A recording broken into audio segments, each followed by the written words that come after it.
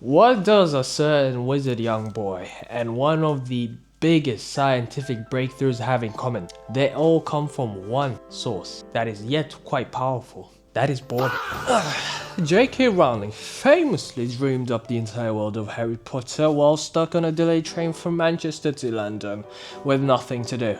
That wasn't just a lucky break. That was her brain switching into a hidden but yet genius mode.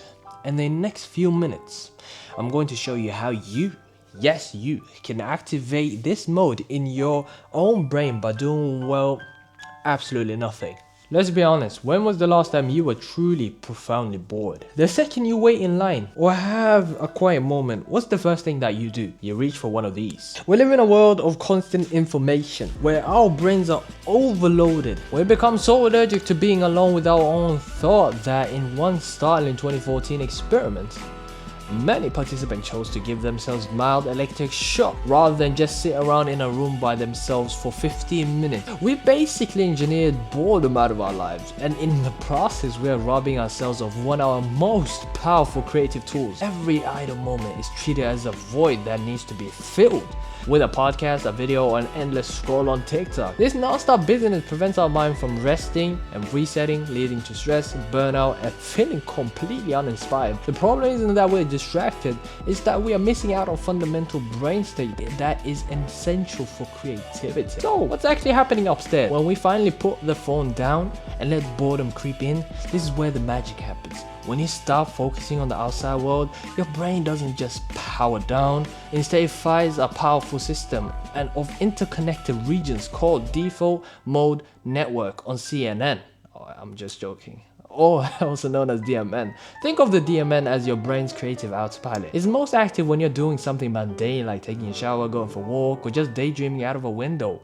In these moments, your DMN gets to work connecting distant ideas, digging through memories, and imagining the future. It's like a mental slow cooker, simmering all the ingredients of your past and knowledge until new surprising connections emerge. This is the state where your mind wanders, as neuroscientists have found mind wandering is a direct line to greater creativity. That story about J.K. Rowling on the delayed train, it's a perfect example of DMN in action. With no external distraction, without a pen to write, she just thought. As the train chugged along, she allowed the ideas of Harry, Hogwarts, and the entire wizarding world to bubble up from her subconscious. That's what's so great about this entire experience. And she is not alone. History is filled with a lot of aha moments that struck during periods of idleness. These breakthroughs aren't random, they are the direct results of giving the brain the downtime it needs to make novel connections. Research constantly shows that people who do boring tasks first actually come up with the more creative solutions to problems right after.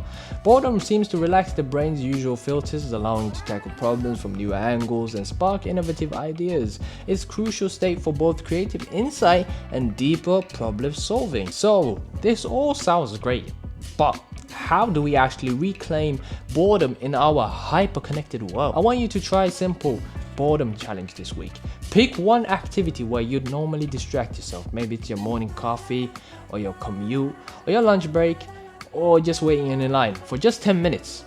That's all I'm asking, just 10 minutes. Put your phone away, don't pop in your earbuds, just let your mind be. Stare out the window, watch the world go by, and just sit quietly. I'll admit it'll probably feel weird at first, but maybe even a little bit uncomfortable, but stick with it and you might just be surprised by all the ideas that start to surface when you finally give your brain some space to think. And my question to you is, when was the last time you let yourself be truly bored? Let me know in the comments down below and tell me one small step you'll take this week to build a little bit more nothing into your day. And I will be watching these comments, okay? I know who is watching these videos. We've learned to treat boredom as an enemy, a mental drag to be avoided at all costs. But the science is clear. Boredom isn't a void, it's a launchpad. It's a launchpad, oh my god, it's a launchpad. It's the key that unlocks default mode network, activating a powerful yet creative and reflective part of ourselves. It helps us plan for the future, fosters self-awareness, and allows our most brilliant ideas to come forward. So the next time you find yourself with a moment of stillness, resist the reflexes to fill it with this. Embrace the boredom, let your mind wander. You never know, Your own Harry Potter moment might just be one boring train ride away or one coffee waiting in line away. I'm Yoonisphere, and I'll see you in the next one.